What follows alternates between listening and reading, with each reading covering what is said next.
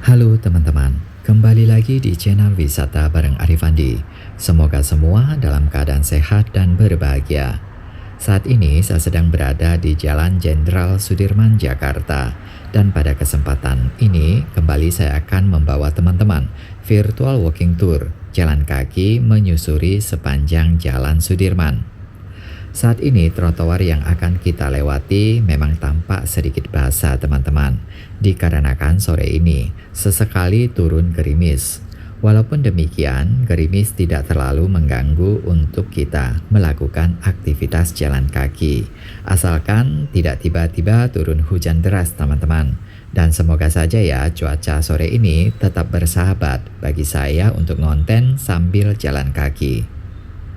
Dan kalau kita perhatikan di atas pohon-pohon yang ada di sini, kelihatannya baru dipangkas ya dahannya. Dan kini pohon tersebut tampak agak sedikit gundul teman-teman. Biasanya sih kalau lewat di sini pohon-pohonnya itu kelihatan rimbun, dan kalau siang-siang hari, ruas trotoar ini teduh dan juga adem sekali teman-teman. Ya mungkin tujuan dipangkasnya sebagian dahan-dahan pohon tersebut, mengingat sekarang Jakarta musim hujan dan juga banyak angin. Takutnya kenapa-napa ya, dan bahaya juga bagi yang lewat di bawahnya. Oleh sebab itu dahan-dahannya dirapikan. Sejak awal kita jalan, trotoar bagi pejalan kaki ini memang tampak sepi sekali teman-teman. Ya karena hari ini Sabtu, dan Sabtu itu pegawai-pegawai yang berkantor di gedung-gedung area Sudirman pada libur. Memang ada yang masuk, tapi jumlahnya nggak banyak. Ditambah lagi ini lagi gerimis, membuat orang-orang malas jalan-jalan. Sampai pada bagian ini kita berada dekat dengan halte Duku Atas, yang dimana letaknya itu persis di median road atau di tengah-tengah jalan. Halte yang berwarna putih ini menurut saya keren sekali ya desainnya, tampak klasik dan elegan. Bentuknya itu seperti sebuah gedung kolonial, berwarna putih, ada pilar-pilar yang menambah kemegahannya. Ada beberapa halte ikonik di Jakarta, sebut saja halte Bundaran HI dan halte Tosari, yang bentuknya itu mirip dengan kapal pesiar teman-teman. Tapi bagi saya pribadi, entah kenapa ya, lebih suka dengan desain halte Duku Atas ini teman-teman. Selera orang memang berbeda-beda ya.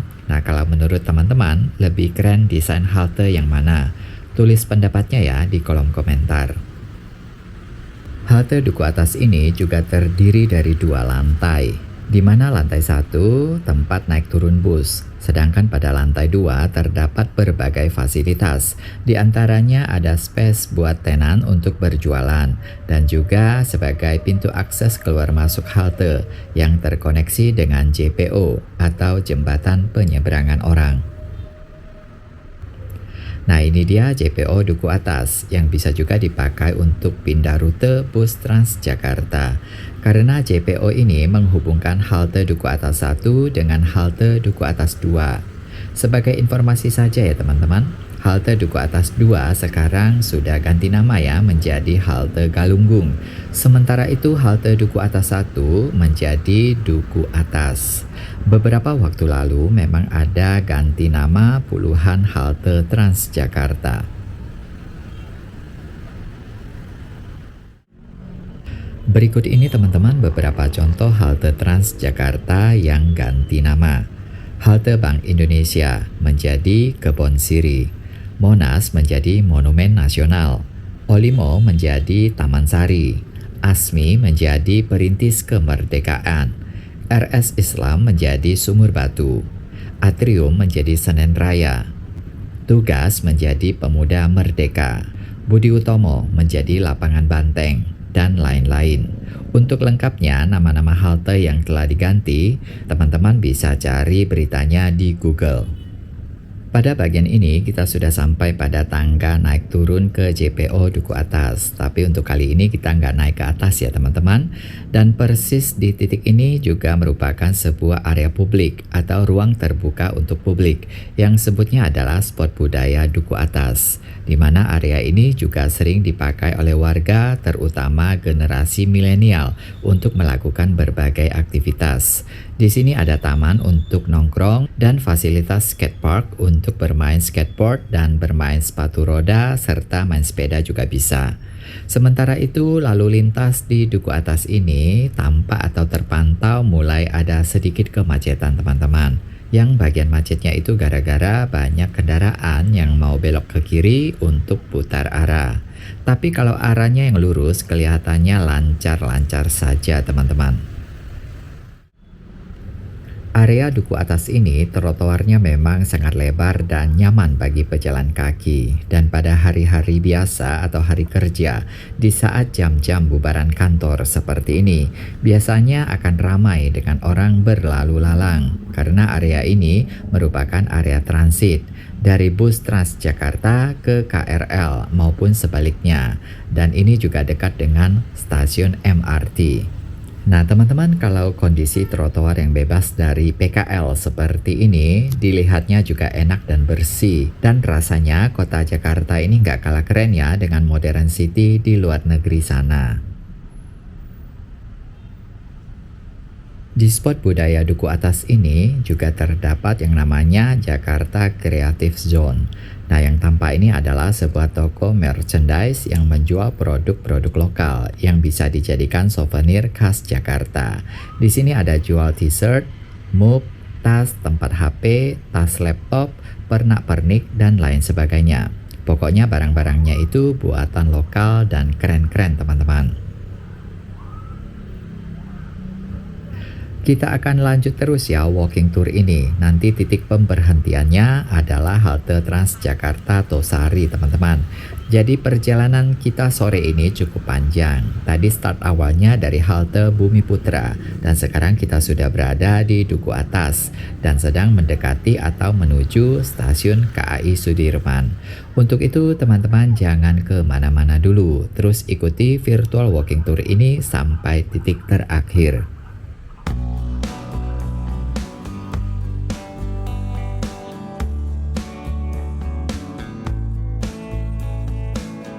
Sampai di sini kita lihat sudah mulai ada para pejalan kaki karena ini sudah dekat dengan stasiun komuter lain. Orang-orang yang keluar dari stasiun sebagian biasanya mereka itu lanjut menuju halte Transjakarta Duku Atas ataupun halte Galunggung.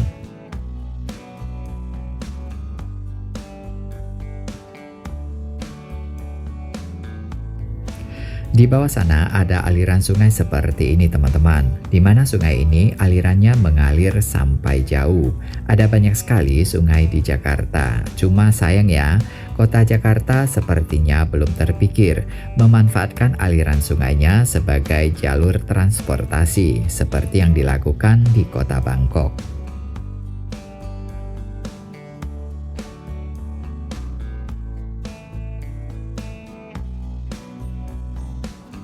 Nah, pas di dekat sungai inilah bangunan stasiun KAI Sudirman berada. Kalau kita lihat yang berwarna merah ini merupakan jalur untuk keluar masuk ke stasiun Sudirman.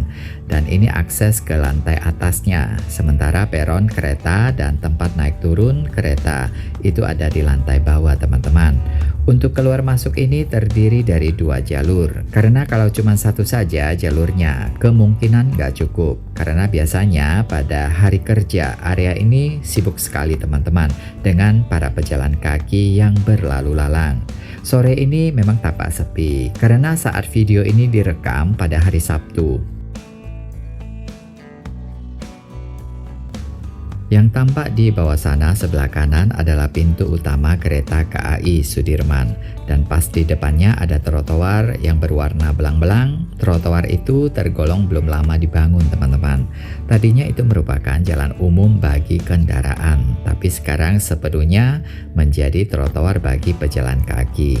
Jadi sekarang area di depan stasiun KAI Sudirman, jalur jalan kakinya itu bertambah luas lagi.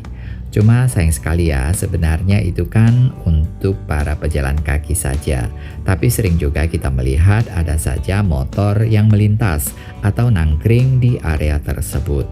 Biasanya pada waktu-waktu tertentu, area depan stasiun Sudirman hingga ke terowongan Kendal. Happening banget teman-teman, suka ada acara-acara bazar yang diikuti oleh UMKM. Dan terkadang juga ada live music di sana. Sekarang kita lihat lagi ke bawah sana, itu namanya Jalan Blora ya teman-teman. Area tersebut terdiri dari perkantoran. Ada banyak sekali toko-toko di bawah sana, khususnya tempat-tempat kuliner.